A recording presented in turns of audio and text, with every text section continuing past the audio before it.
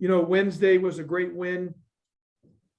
And, anytime you can beating Florida State's like beating Carolina and Duke. It's just very hard to do. And you look at the success they've had. They're, schools like them in Virginia these last, whatever, so many years, they've been the top of the league. And, so it's just I've been very fortunate.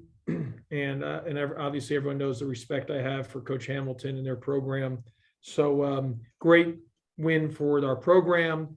As I mentioned, the crowd and the energy was awesome. And it doesn't get any easier tomorrow playing Miami, who's really good. I've said this, Jim Larinaga, he's got 650 wins. He should be in the Basketball Hall of Fame as well.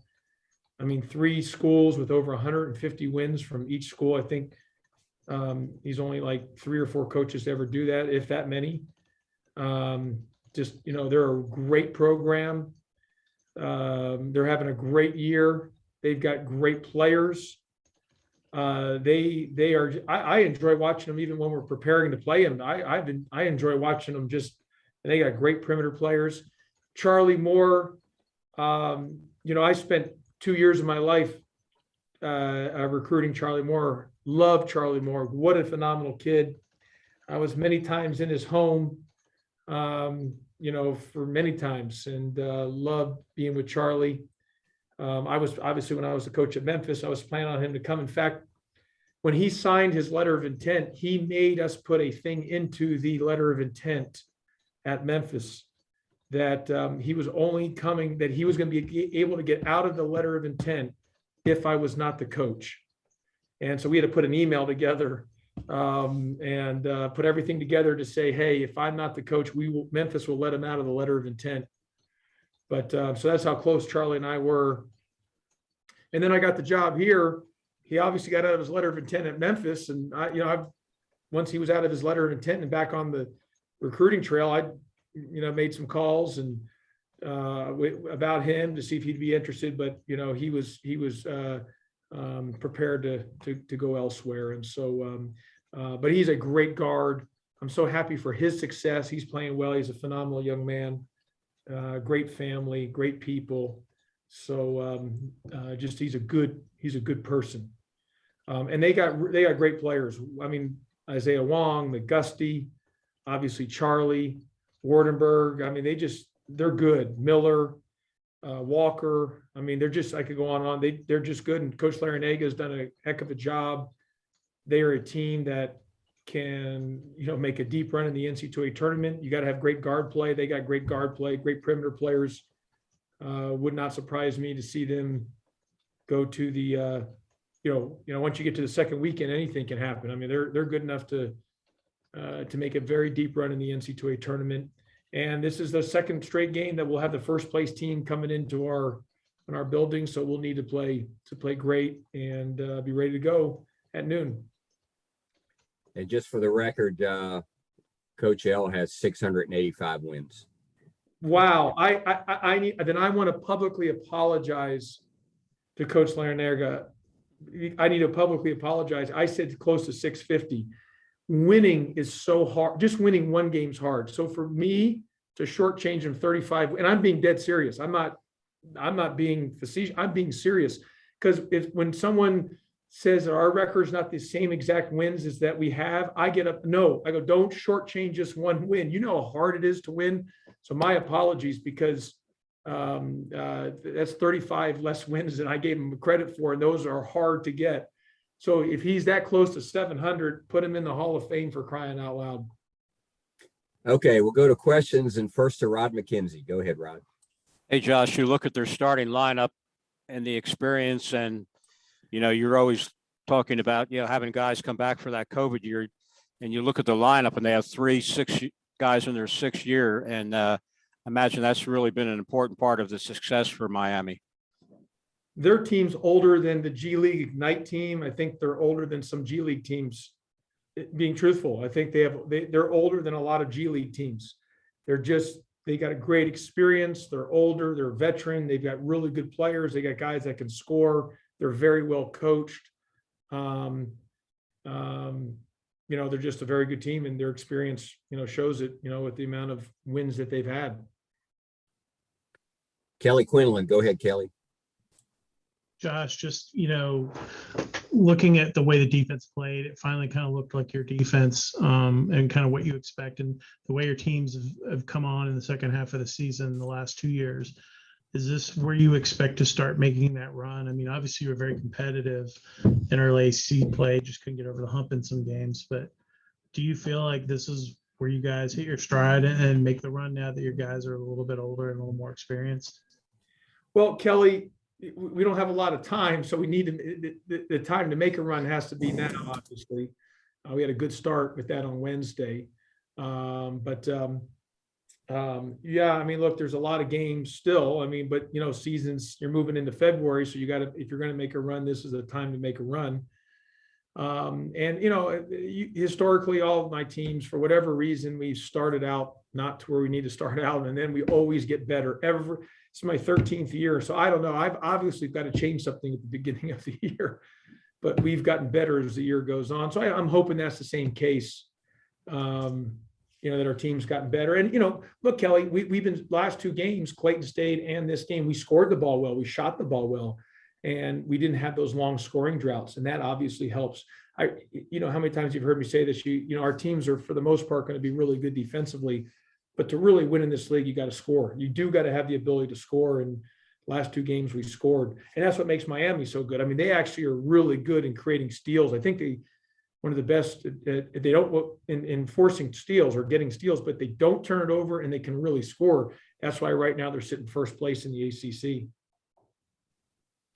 Rod McKenzie, go ahead, Rod. You look at their guards, and I guess defensively, you really have to make sure that you play good transition defense with those guys. And that, in the past, Wong has been a guy that's really given Georgia Tech a hard time. What is your assessment of their guards play? I think their guard play is as good as any guard play in the country. And our transition defense will have to be elite. And some of our best transition defense will be us making shots and not having live ball pick 6 turnovers type of turnovers. Ken Segura, go ahead, Ken. Josh, looking at Miami, what are things that you can emphasize with the team as far as things that you have to stop them from doing?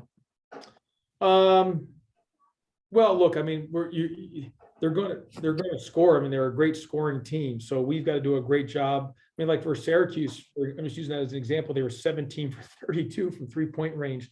They can score in a bunch, so we're going to have to defend. I mean, they can really put the ball in the basket. So we'll have to do a great job defensively. But again, Ken, we're going to last 2 games versus Florida State, we only had 9 turnovers. We're going to need to take care of the ball, and we're going to need to make threes. We're going to need to score some. That's going to help, and we got to make sure we're putting the ball in the basket.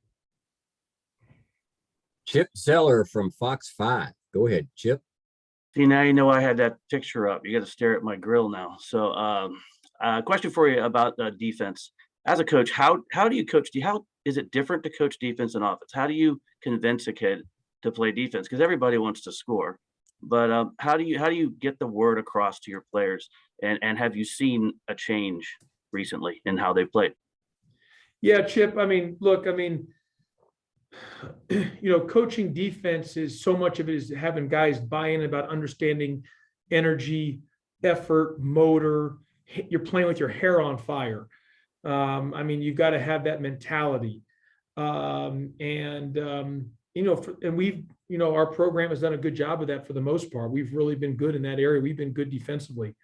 And what I'm proud of, a lot of times we're really good defensively, even when we've had a lot of times since I've been here, we haven't been great at scoring always. And so, but we've always played great defense. And that's just and that's important to me because that is a controllable that you can control. Offensively is so much of it is it's skill. It's having that innate ability to be able to put the ball in the basket.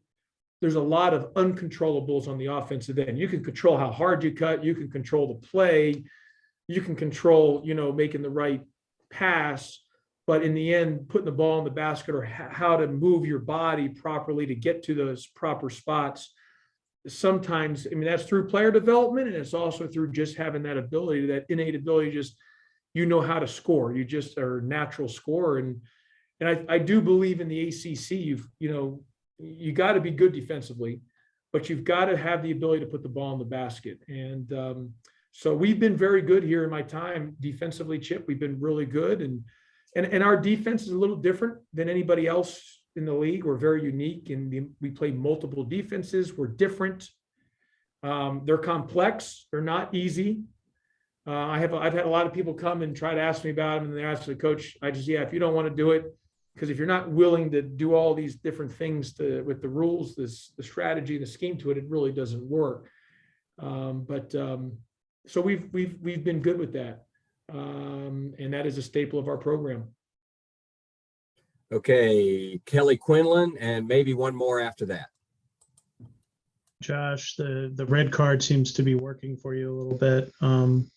It seemed like it got the guys fired up, and you got some kills, and you certainly seem fired up by that. Kind of, you talk about just kind of their reaction to that and trying to find that motivation to get those kills in those key situations on defense.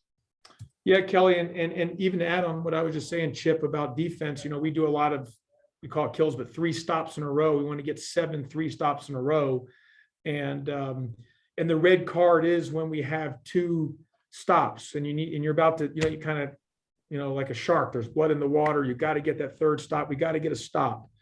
I don't want anyone to confuse that I'm using that for Georgia red. That's not for Georgia red, but it's the best way to, me and signs.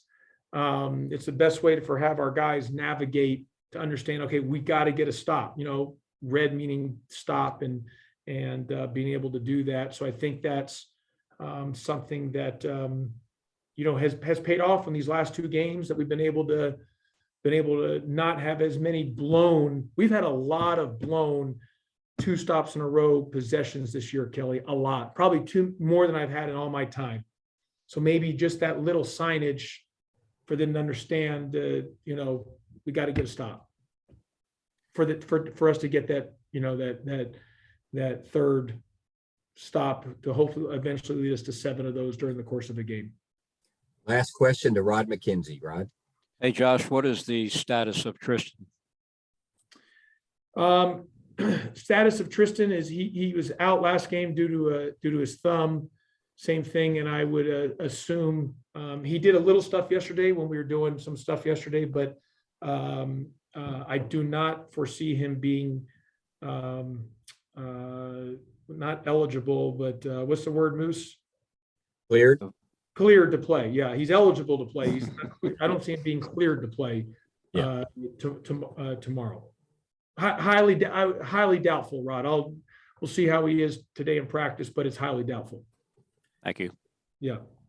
Thank you, Coach. Appreciate the time. Yep. Thank you, guys. Appreciate it. See you tomorrow.